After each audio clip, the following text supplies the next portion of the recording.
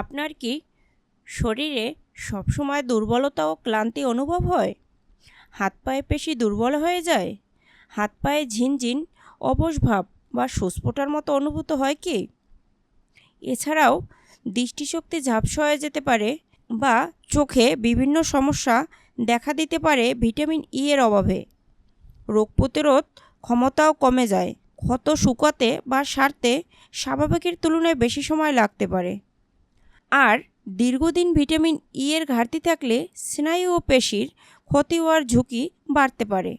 কাজেই আপনার যদি এরকম সমস্যা থেকে থাকে, এই ভিটামিন লিপিলি 400 পাওয়ারের ক্যাপসুলটি দৈনিক 2 বার সকাল আর বিকালে আপনারা খেতে পারেন। এটি অত্যন্ত পাওয়ারফুল একটি ক্যাপসুল। এই প্রোডাক্টটি বাজারজাত করে থাকে একমি ল্যাবরেটরিজ লিমিটেড। এই লিপিলি ক্যাপসুলটি প্রতি পিসের মূল্য হচ্ছে 60 টাকা করে। এক পাতায় 10টি ক্যাপসুল রয়েছে।